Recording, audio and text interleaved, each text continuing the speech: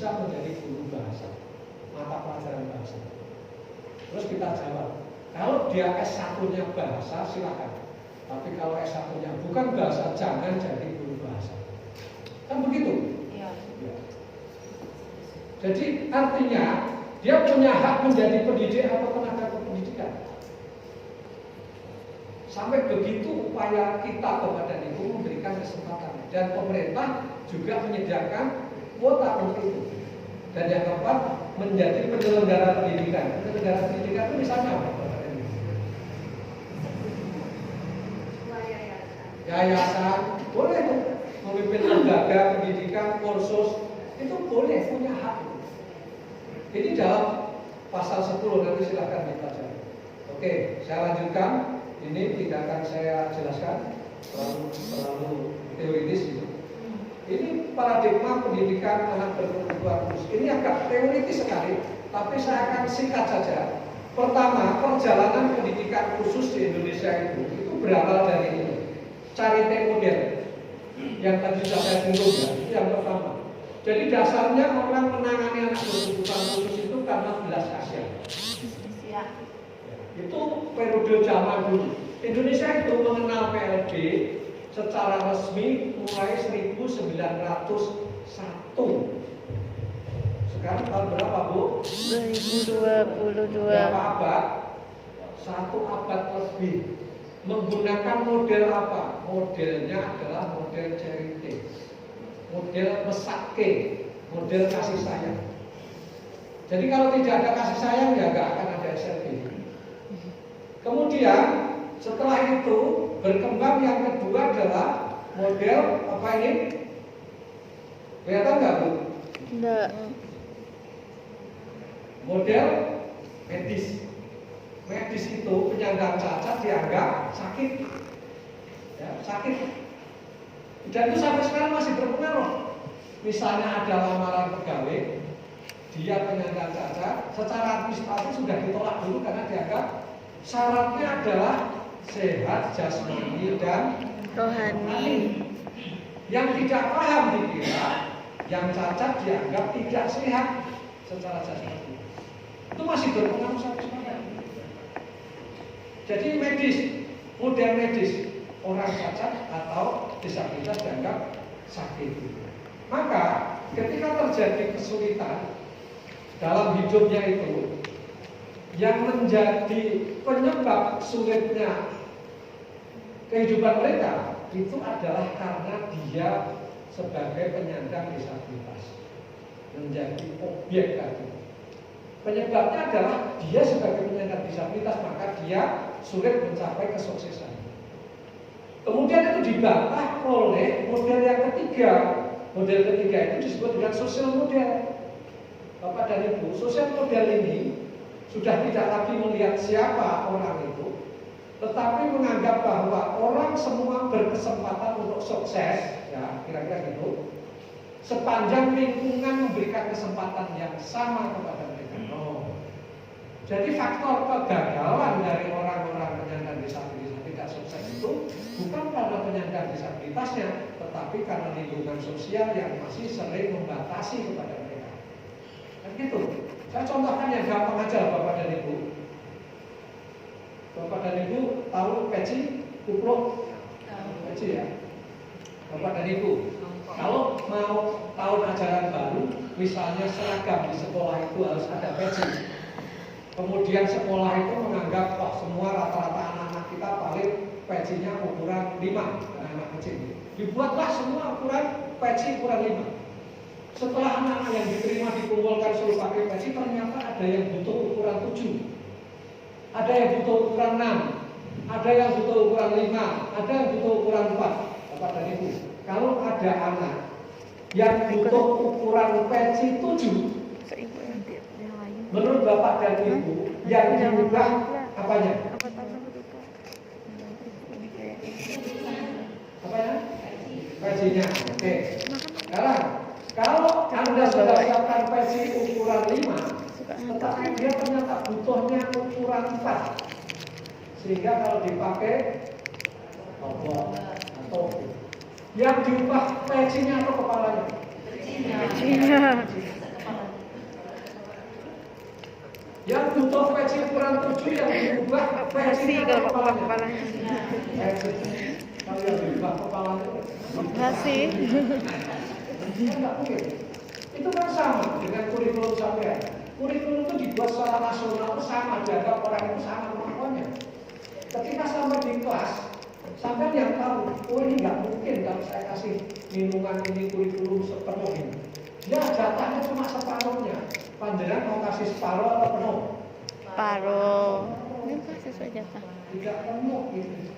Sesuai dengan kemampuannya. Nah, jadi inilah paradigma sosial.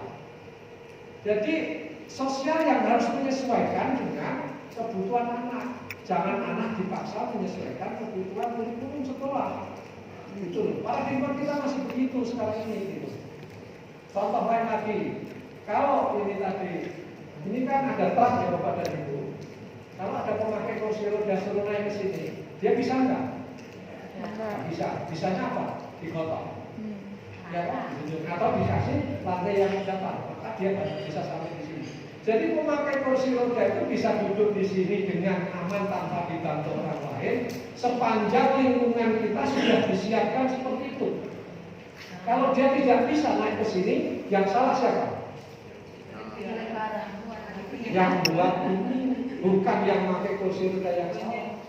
Jadi kalau ada anak berkebutuhan khusus gagal dalam sekolahnya, kita harus meyakini kegagalannya bukan disebabkan karena anak, tetapi karena lingkungan kita belum memberikan fasilitas yang tepat bagi mereka. Itu kuncinya.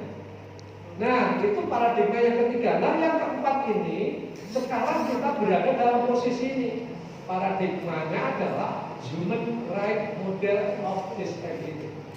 Ya. Jadi sudah sampai di sini maka semua punya hak yang sama. Jadi jangan lagi melayani anak berkebutuhan khusus itu didasarkan sakit, dianggap sakit, dan kemudian baru sampai pada paradigma sosial. Sekarang paradigmanya sudah paradigma hak asasi manusia. Kalau sudah hak, semua harus difasilitasi oleh masyarakat. Jangan kemudian merasa ngurusi yang normal aja susah, apalagi ngurusi yang gitu. Itu artinya diskriminasi lagi. Cara pandang kita yang harus kita ubah. Oke, clear? Ini kuliah 1 semester. Nah, kemudian dari situ Bapak dan Ibu, maka kemudian ada beberapa kebijakan pendidikan bagi penyandang disabilitas di Indonesia. Ya, sampai jam 8:30 ya. Masih ada setengah jam. Kebijakan pertama namanya kebijakan pendidikan khusus segregatif.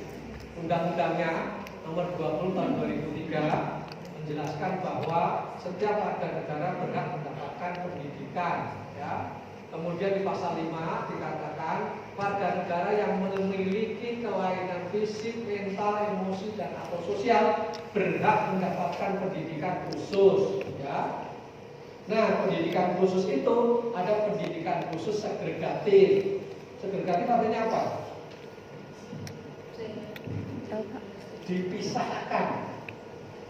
Dipisahkan itu artinya ya tadi SLB A, SLB B, SLB C, SLB D dan seterusnya itu namanya dipisahkan, segregatif dari komunitas pada umumnya.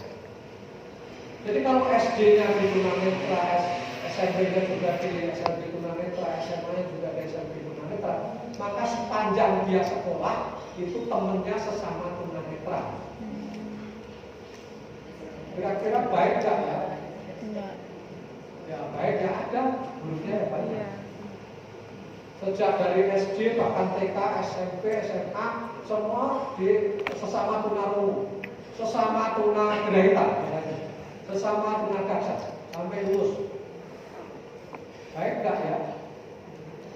Dia hidup dalam suatu masyarakat yang memang sudah tersegregatifkan, sesama tuli, sesama tunanetra, sesama tunadaksa dan seterusnya, segregatif. Kebijakan yang kedua adalah pendidikan khusus integratif dan inklusif.